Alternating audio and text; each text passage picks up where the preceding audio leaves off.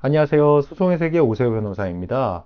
오늘 다룰 사건은 유튜버가 자신의 유튜브 썸네일에 이낙연이 신천지 명백한 증거가 나왔다라고 워딩한 것에 대해서 법원이 명예훼손이 아니기 때문에 손해배상 청구를 기각한다라고 판단을 내린 사건입니다. 유튜버 A씨가 자신의 유튜브 채널에 유튜브 영상을 게재를 했습니다. 그리고 그 홍보 화면에 보통 이제 썸네일이라고 하죠. 그 초기 홍보 화면에 이낙연이 신천지 명백한 증거가 나왔다라는 워딩을 타이틀로 달았습니다. 이낙연은 그 더불어민주당 전 대표죠. 정치인입니다. 그래서 이 이낙연 전 대표는 유튜버 A씨를 상대로 소송을 제기를 했습니다.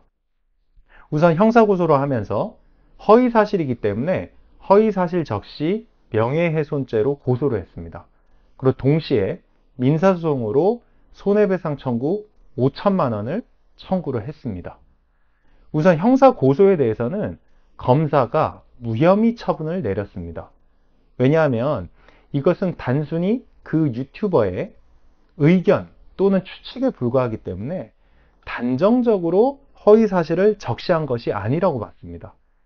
허위사실 적시 명예훼손죄가 성립하려면 어떠한 허위사실을 적시하고 유포를 해야 합니다. 하지만 이 사건은 허위사실을 단정적으로 적시한 게 아니고 신천지와 연관이 되어 있을 수도 있다라는 단순한 의견이나 추측에 불과하기 때문에 처벌할 수 없다고 봤습니다. 한편 그 손해배상 청구에 대해서는 법원이 원고 패소 판결을 내렸습니다. 즉 이낙연 전 대표가 패소를 했습니다.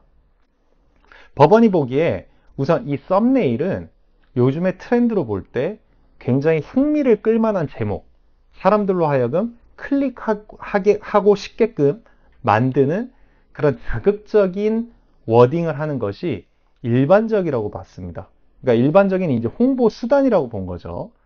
그렇기 때문에 그 썸네일에 다소 과장된 표현이나 오해의 소지가 있더라도 그 문구만으로 허위사실인지 아닌지를 판단해서는 안 되고 영상 전체의 내용을 전체적으로 이제 고려해서 파악해야 한다라고 판단 기준을 제시를 했습니다.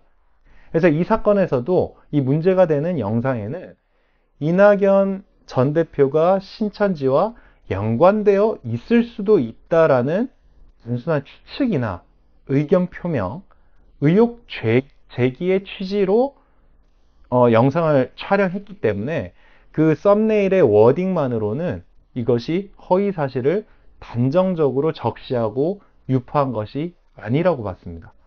그래서 결론적으로 허위사실을 적시한 것이 아니고 단순히 의혹 제기를 하고 추측을 하고 의견 표명을 한 것이기 때문에 명예훼손죄가 성립할 수 없다라고 봤습니다.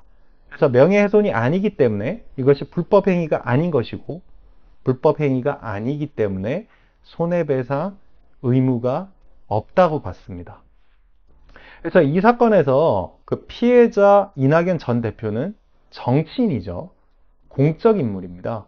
그래서 우리 보통 공적 인물에 대한 명예훼손죄는 성립하지 않는 경우가 굉장히 많습니다. 왜냐하면 정치인 같은 유명인은 공적인 인물은 광범위한 검증의 대상으로 보기 때문이죠. 그것이 이제 공익에 부합한다라고 판단하는 겁니다. 그래서 기자들이나 아니면 일반인이 어떤 정치인에 대해서 의혹 제기를 하는 경우에 그것은 허위사실 적시 명예훼손죄에 성립하지 않는 경우가 굉장히 많습니다.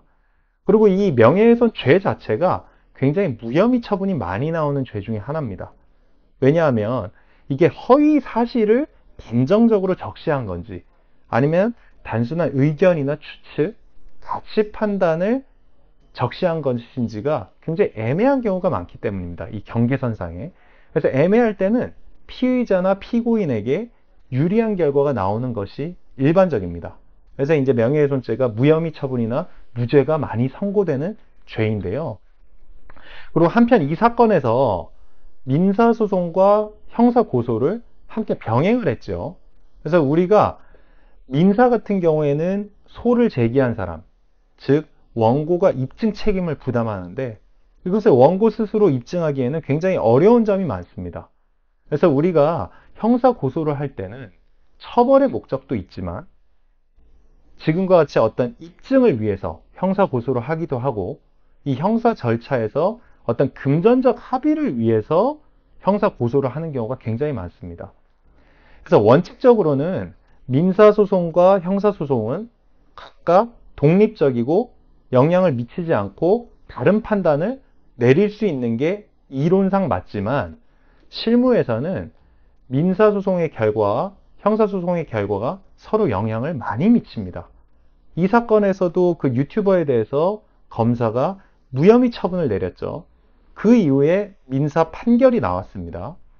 그래서 형사에서 명예훼손죄가 성립하지 않는다라고 판단이 나왔기 때문에 민사에서 이것을 뒤집고 불법행위에 해당하고 명예훼손이다라는 판단을 내리기는 굉장히 어려운 것입니다.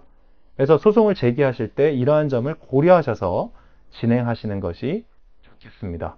소송의 세계 오세호 변호사입니다. 감사합니다.